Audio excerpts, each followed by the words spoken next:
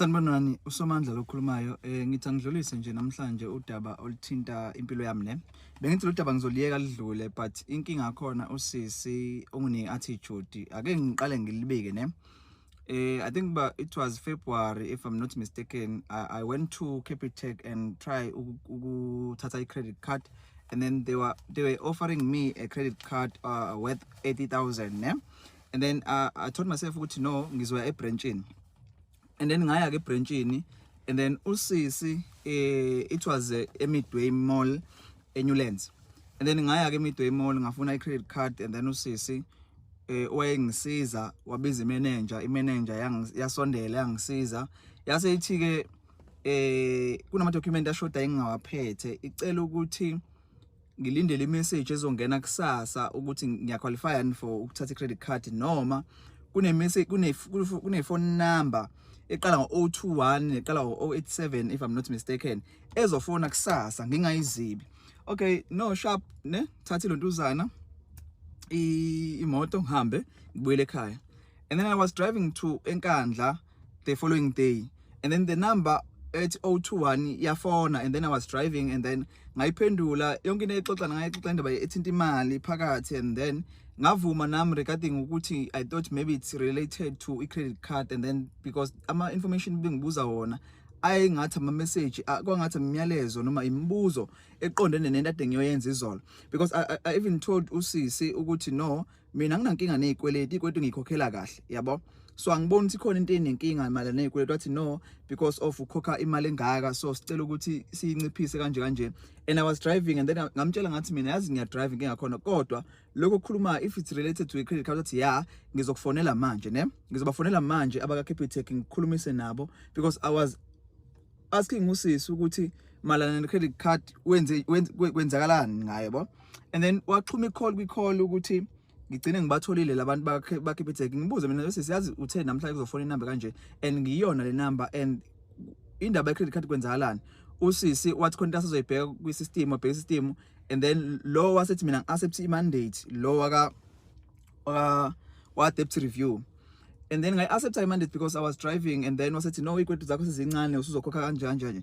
And then the following day sengibusa umqondo uthi yazi lo muntu lo ungifake under debt review. Okay, it's fine. To cut the story short ne, ngilontuzana ngibone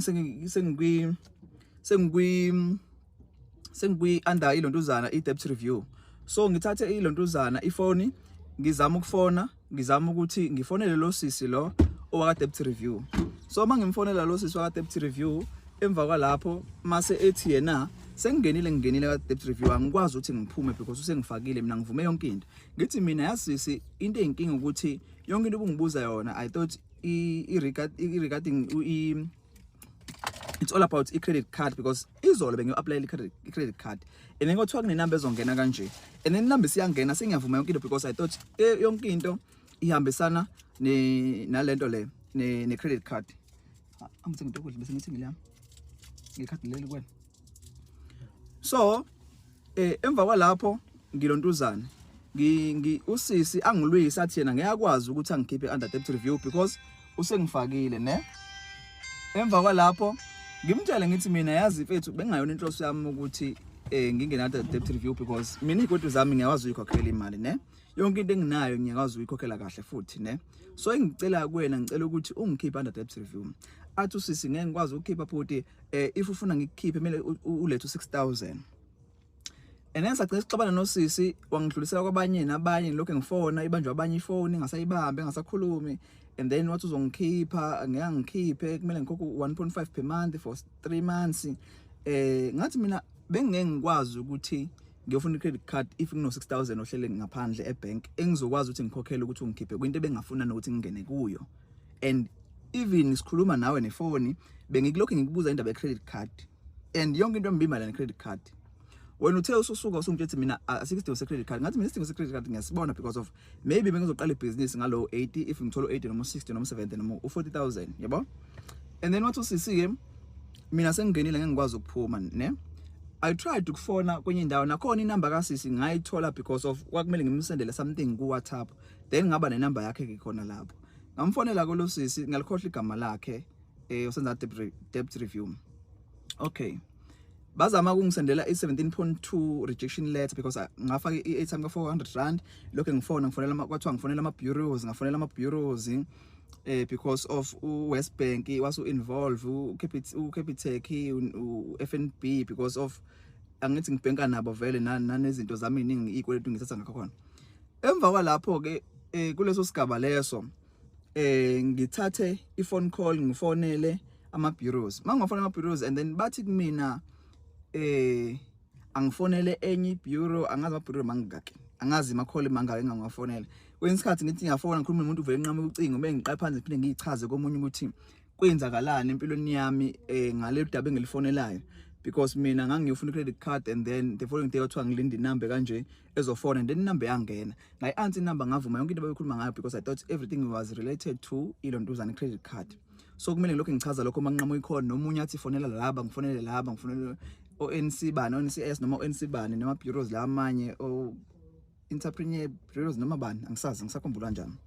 Okay ngithi ngifuna ukuya branchini mangiye branchini ngifice midway kwakusa bekurenovator imanager bingekho bekuvaliwe ngaya station and station bangitshela ukuthi igama lami selingcolise under debt review. Okay it's fine.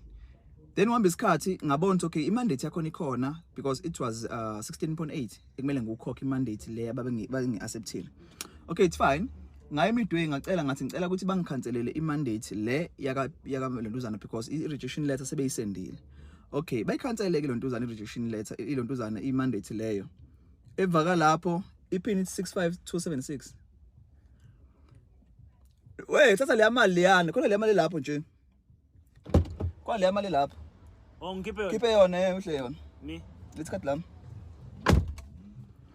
emva kwalapho kulontuzana ne kuleso sigaba leso ngifike ebranchini bangikhanselela imandate ne sebebuyileke vele ebranchini then mase ngiyitshela imanager ukuthi yazi singaba nenkinga kanje wathi wena expect number eqala ngo021 kanje and then inumber yangena on to find out ukuthi bangifaka under debt review wathi sino asiye laphana lo sizokukhanselisa imandate kanje but don't blame me ngalokho akumina osho njalo. Okay it's fine idluleke leyo ndaba leyo ensukwini ngibusa umqondo ukuthi ake ngiyobheka ukuthi khona nengiqualify ukukwenza and then mangifika angikwazi ngisho ukukoleta ini yabo mase ngithi okay no ngizomthola usisi ngihlangane naye ngaphakathi emall ehambe ngithi sisi kunjani athi ngiyaphinda ngithi ngiyafisa ukukhuluma nami uthola ithuba athi khuluma ngithi no ngeke ngikwazi ukukhuluma na public mawususemsebenzini wathi okay nginike 10 minutes ngiyabuya kwasho ukuthi nami vele ungihlana naye sengiyaphuma ngase ngiphuma ngihamba ke kanjalo and then ngase ngafika ensukwini ngimfica use branchini ne uyimanager uphumzile igama lakhe eMidway Mall. Okay dadewethu kunjani ngizehlise kamnandi unjani siswami athi ngiyaphila ngithi kusayimina sisi enginenkinga yokuthi ngangena under debt review ngingazi because of wena wathi kune number ezofona 021 and then le number mayifona mina ngingayiziphi hayi bhuti mina ngishongo njalo ukuthi iphendula noma yini iphutha lakho ukuthi uyansile lo number leyo ngithi mina inumber eyifonayo angiyiphenduli vele if sekune number ngiexpectile vele ngizoexpect. Okay ngicela ukubuza one thing sisi ne angili wena ngiyazehlisa ne ngicela ukubuza ukuthi le number othi wena okumele ngiyilindele 8021 izofona nini because namanje ayikazifone ngoba uthi wena iphutha lami leli ukuthi mina ngabamba le 8021 because le yafona ku021 so ublo 021 wakho wawuthi uzofona ngoba lo wafona loyo kodwa wena uthi lo wakho awufonanga uphi-ke ufona nini lo wakho athi sisi no bhuti angishongo ukuthi mina answer noma iphi call ngathi 021 noma 087 ngithi okay sisi ke ne engikuzele la angisazela ukuthi sokhombana ukuthi uba no wrong uba no right. Okay it's fine if it's my fault ukuthi mina asethe inumber and then mina ngangizala for credit card not ukuthi maybe mhlawumbe ngizofuna iloan ngangazile uzofuna iloan and then ngangifuna credit card because of nina niyagabiselana emabank ukuthi nine credit card engakanani yabo sengithi aya ngithathe lo mashumi lawo ngizame something so wasuthi wena ngiexpect inumber ngakusasa and then inumber singenile dadewethu. Okay umbuzo wami usuthi ke njoba ngize la angisana ndaba ukuthi uba no wrong between mina nawe it's fine mina sengifisa usizo lokuthi wena as umphathi we branch noma umphathi wala osebenzela khona akukho ongafonela abaphathi bakho khona ka Capitec ongabacela ukuthi kune client eluso so elibe nenkinga yokuthi lingene under debt review because of information eseshare nayo azwananga khona and kwafona inumber only to find out ukuthi client layitshela ukuthi inamba engangithayile expect. You understand? Ngicela ukuthi ningisizele client but with immediate effect maybe ukuthi nimsulele noma ini mhlambe nicommand ini nina as ibank. Wathi but mina ngingakusiza ngakho. Ngathi ngicela uzama ukufona nombani. Okay, kwangena icall kuyena wasechazela omnye udade wethu owafona. Ngathi mina no, ngicela sisi wami ukuthi ngoba usisi lokubuzayo. Uthawazi uma ekubuza ngekuzwe lokho uthi angazi ukuthi ubhuti ufuna ukuthini. Sengithi mina ngicela ungiboleke ifoni yakho ngikhulume nawe sisi. Okay, usisi anginike ifoni. Okay, ngikhulume nawe sisi. Sisi kunjani ngaphela kanjani? Mfethu angilwi la ekhaya ngizehlisile futhi angilwi angiyona impi angena futhi umuntu ongaba yi-threat ne.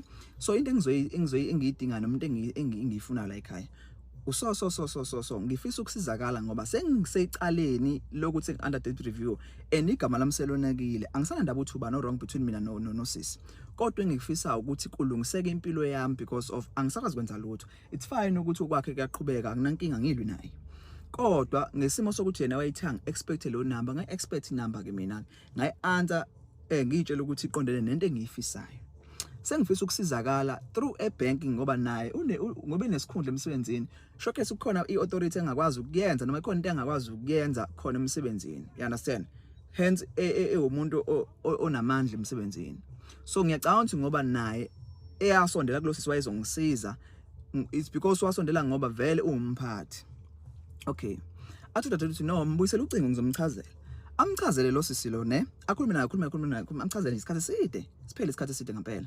Okay, masiqeda ukukhuluma leso sikhathi eqeda ukukhuluma naye isikhathi eside and then emva kwalapho mase ethi lo sisi lo okay angazi athi fonela bani kanjani umenzele ini ubhale phansi kanjani. Okay, meqeda ukuansa ukuvala icall lo sisi lo mase ethi kodwa wena indaba uthi mina wathi anti call ngithi dade wethu ngiyacela asingabisaphikisana lapho sengicela ukuthi wenze le call ocelwe yona. Athi no ukuthi nje mina ngiunderstand ukuthi wena kungani uthi imini wathi bamba icall. Ngithi mina umuntu bengathi wena namhlanje kune call ezongena kusasa kuwena eqala ngo-067 mayingena icall e-067 angizoyi answer because of ulindelelo le call. Athi ne ngithi nami ke ngenza yona wena something so wena why usulwa kangaphi because usuyitholile into ekumele uyenze engicela wenze leyo nto leyo because angisazi indlela so definitive ngayo it seems like umhlambe usebenzisana nabo labantu. Wathi hey uthi ngisebenzisana nabo labantu ngathi mina kanti umhlambe uchaza ukuthini wazi uchaza ukuthi maybe ngithi so why uthi wena mina uthini wathi mina wena uyangisola noma uyangaccuse awu wathi uyangaccuse ngathi angi-accuse. I said maybe so maybe mhlambe we need to school someone here because ilontuzana i-definition ka maybe I understand because I said maybe I didn't say you did it or usebenzisana nabo. You understand? But i-problem yakhona ukuthi maybe wena ubona umfanyana omncane ngoba ngigqokele kanje ngila emsebenzini wakho wena mhlawumbe uyibona ubusemsebenzini ubona mhlawumbe usune power eningi but mina ngizelanga ukuzoveza ubani one power ubani ongana power. Engicela ukusizakala kulesimo sengikusona ngicela ukuthi ufonele lo sisi. Wathi hayi okay athi ngizomfonela. Okay kumele wazi ukuthi mangimfonela kunembuzo bazokubuza yona. Ngithi mina no problem as long bezongibuza imibuzo ngizoyiphendula as long ngizosizakala. Wathi anginayo isho noma uzosizakala noma ngiyosizakala. Ngathi mina can you please be positive once because of imini osenkingeni negama lami elakhe igama right so why wena uthi awunayo isho noma ngizosizakala noma ngengisizakala. Wathi sengishilo ngathi mina it's fine and then ngagcina sengikhipha amazwi ukuthi mina should lento uzoyenza noma uthanda noma ungathandi because of ngifuna ukusizakala ekugcineni. Wathi no sengifila unsafe makukhona wena and then she pressed I panic button and then wathi should uzokhipha ama security. Ngathi anginankinga ama security you can call ama security but now azobona I'm not a threat. Wafika ubhuti we-security wameceleni wathi yena lo sisi ngiyasakwazi ungisiza so ngitholela umuntu ozongisiza. Wathi angishiya inamba yami phansi ngathi no inamba ithibhe kwi-system angithi unayo i-system mana wahamba uthatha inamba kwi-system wasethi ibhuti ngicela ungiphumele angekho safe unless i-security izokukhipha. Ngathi no sisi akunankinga ungakwenza okwenzayo it's fine. Wathi bazokufonela kusasa around 4 days namhlanje uphelile akukho call engenile kumina through abantu ba Capitec. So ngiyacela ukuthi mawukhona mhlawumbe indlela engingasizakala ngayo it's not ukuthi ngibalekisa iparish kuyena usisi aqhubeka asebenze yonke into yakhe ibe right. Engikufisa ukuthi nami igama lami kube nomnyakazo noma kube khona ongangenelela kulolu daba because of mina naye sihlulekile ukulikhuluma udaba noma usulibeka phansi noma kukhona umuntu ongangenelela ukuthi mhlambe ikona kuphi okuright engakwenza because of ukufona ngifonela indawo ezithile sengigathele ngifonela indawo eningi kakhulu ngathi ne-airtime isiphele kakhulu because of ngawufaka la 400 rand we-airtime ngosebenzisa kakhulu ngaphinda ngafaka 200 rand waphela nawo yabo.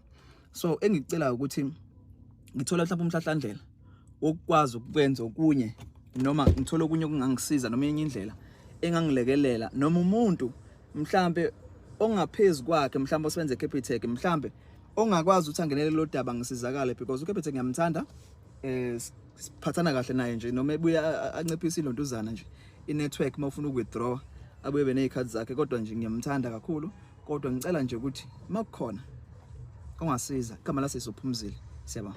Hello Mzansi, welcome to Mgosi waseMzansi. Nangibhoda ucela lesito ngemva kokuthi aye lapha eCapitec athi uzama ukuvula i-credit card bamfaka ku-debt review kuyimess nje nasebamendela into leyo bekangafuni yona and yadenying ukuthi ngibo labamfonele. So uthi ucela lesito, he doesn't know what to do. Utheke Bongizwe Mchunu Ukhozi FM utheke nje abantu abaningi ukuthi uyacela ukuthi bamside because he doesn't know ukuthi angasidakala njani. And ma comment section bawagcwele ngokuthi probably this girl usebenzisana nabo labantu and some saying ukuthi ngcono nje vele Capitec iyekwe because most people are always like complaining about iCapitec. Nkosi yami abantu nje hlezi benda ama video lebethi inkundleni yokuxhumana complaining about iCapitec policy yakhona nje hlezi kuyimess indoda kaCapitec. Do comment your thoughts, sit down on the comment section. Don't forget to hit the notification bell. I'll see you on the next one. I'm signing out. Goodbye.